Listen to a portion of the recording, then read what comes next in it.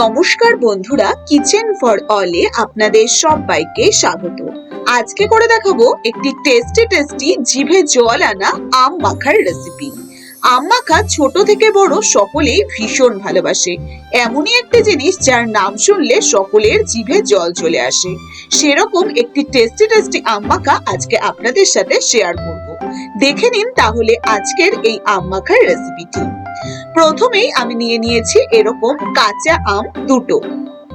এবার এই আমটাকে খুব ভালো করে চোচাটাকে ছাড়িয়ে নেব। আম মাখা তো সকলেই বানিয়েছেন, কিন্তু এই স্টাইলে কি বানিয়েছেন কখনো? একবার এই স্টাইলে বানিয়ে দেখবেন, ভীষণ টেস্টি হয়। মানে মুখে যদি আপনাদের রুচি না থাকে, এই আম মাখা খেলে রুচি চলে আসবে। আর এই আমের সিজনে সবার বাড়িতেই থাকে দু চারটে কাঁচা আম। সেই কাঁচা আম দুটো আমি খুব ভালোভাবে চোকলাটাকে ছাড়িয়ে নিয়েছি। এবার আমটাকে এইভাবে ফালি ফালি করে কেটে নেব। চার সাইড থেকে এরকম ফালি দিয়ে আস্তে আস্তে কেটে নেব। আপনারা চাইলে এটা গ্রেট করেও বানাতে পারেন। আমটাকে গ্রেট করে বানালেও ভীষণ ভালো লাগে এই স্টাইলে। আর এই স্টাইলে যদি বানাতে চান তাহলে এইভাবে চার সাইড থেকে, যদি খুব কচি আম হয় তাহলে আঠিটাও এইভাবে ভালো করে কেটে নিতে পারবেন। আমার এই আমটা দেখুন, আমি এইভাবে সম্পূর্ণ আমটাই আস্তে আস্তে কেটে নিচ্ছি। এই আমটা যেহেতু খুব কাঁচা আর একদমই ছোট্ট আঠিটা এখনো শক্ত হয়নি, খুব একটা কচি আছে, তাই আমি সম্পূর্ণটাকে কেটে নিলাম আর আঠিটাকে এইভাবে ছোট্ট অল্প একটা ফেলে দিলাম। এবার খুব ভালো করে এরকম একদম ছোট ছোট একদম স্লাইস করে এইভাবে কেটে নেব, একদম পাতলা পাতলা করে। একদম মনে হবে নারকেলের মতন আমগুলো খেতে। এবার এইভাবে আমি সবগুলো দুটো আমি এইভাবে স্লাইস করে কেটে নিয়েছি, পাতলা পাতলা স্লাইস করে। ব্যাস এইভাবে সবগুলো কেটে নিলাম। আর এই সবটাকে আমি যে পাত্রে মাখবো সেই পাত্রে নিয়ে নিলাম। আমগুলো নিয়ে একটু ছড়িয়ে রাখতে হবে। এবার তার উপরে নিয়ে নিন ছোট টিস্পুন দিয়ে 2 চামচ মতন জিরের গুঁড়ো। 2 চামচ জিরের গুঁড়ো নিয়ে নিলাম উপর দিয়ে ছড়িয়ে। আর তাতে নিয়ে নিচ্ছি 1 চামচ লঙ্কা গুঁড়ো।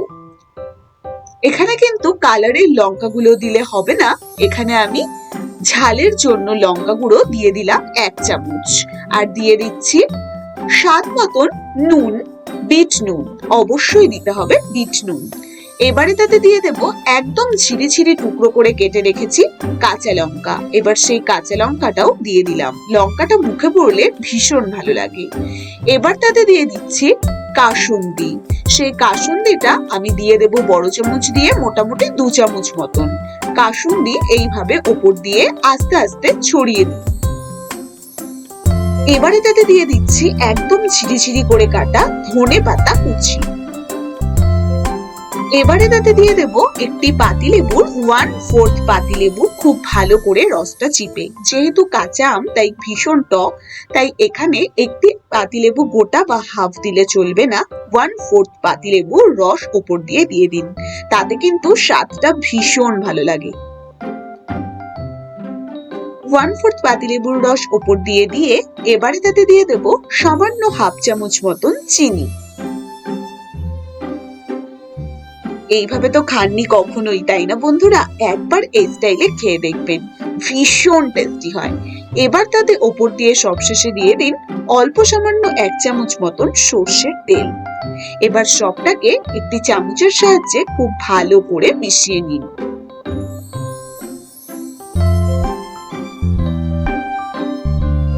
সবকিছুর গায়ে ভীষণ ভালো করে লেগে থাকবে সেই মশলাগুলো, আর ভীষণ টেস্টি হয় এইভাবে কাঁচা আম মাখা খেতে।